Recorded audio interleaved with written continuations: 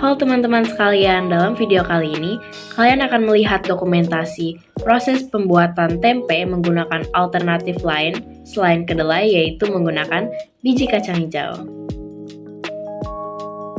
Kalian membutuhkan tisu, Tupperware, timbangan, plastik untuk percobaan pertama, dan saya menggunakan cetakan es krim berbentuk semangka untuk percobaan kedua.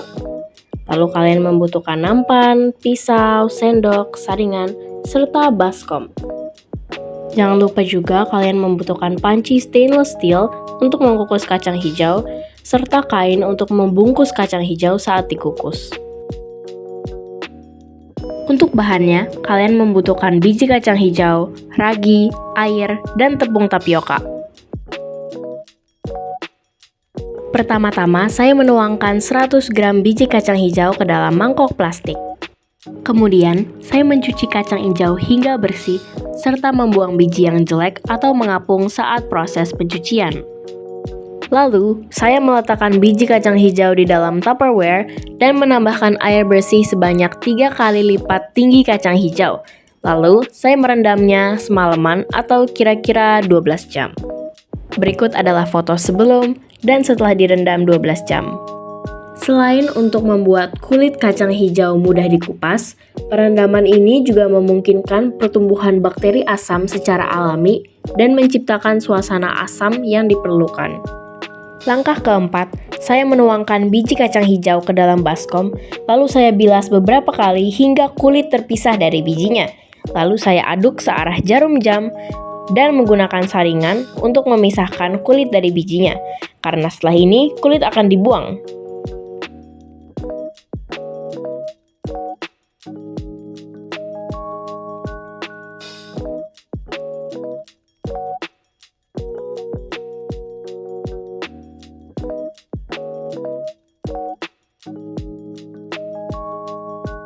Tada, ini hasilnya. Lumayan bersih bukan?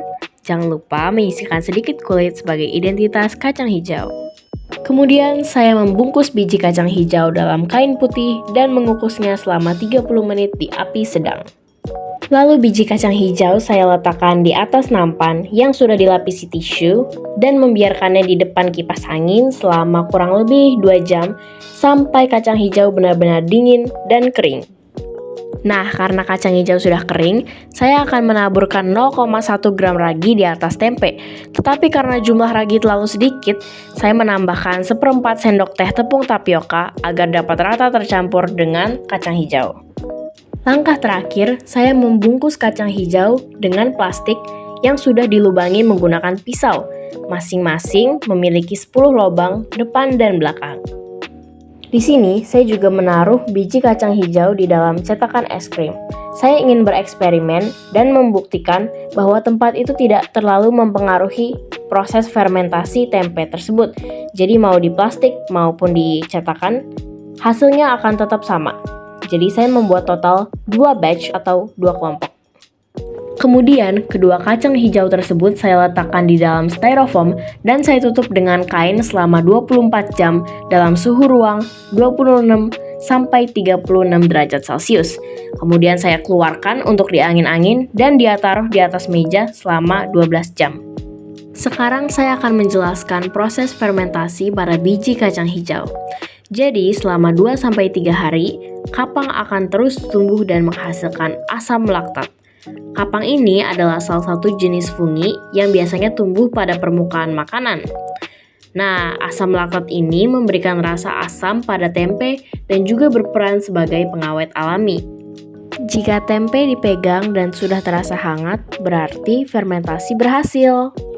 Tada! Ini adalah tempe hasil fermentasi biji kacang hijau batch pertama milik saya. Dan ini adalah tempe hasil batch kedua. Dua-duanya berhasil, dan yang ini terlihat sangat cantik. Dengan ini, saya dapat membuktikan bahwa tempat yang digunakan untuk proses fermentasi tidak mempengaruhi hasil tempe tersebut. Perlu diingat beberapa aspek penting yang harus diperhatikan selama proses pembuatan tempe agar dapat menjamin keberhasilan fermentasi tempe. Yang pertama adalah kebersihan dan sterilitas. Kedua adalah kualitas biji kacang hijau. Yang ketiga adalah konsentrasi ragi tempe tersebut. Yang keempat adalah waktu, dan kelima adalah suhu. Fermentasi biji kacang hijau memberikan beberapa nilai tambah. Pertama, proses fermentasi meningkatkan ketersediaan nutrisi dengan merombak komponen-komponen bahan baku. Kapang rhizopus yang terlibat dalam fermentasi menghasilkan enzim yang memecah protein menjadi asam amino yang lebih mudah diserap oleh tubuh. Hal tersebut meningkatkan nutrisi tempe, membuatnya menjadi sumber protein yang lebih baik.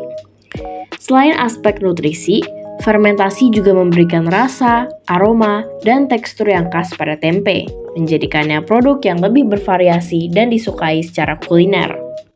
Sekian dokumentasi uji coba pembuatan tempe menggunakan biji kacang hijau.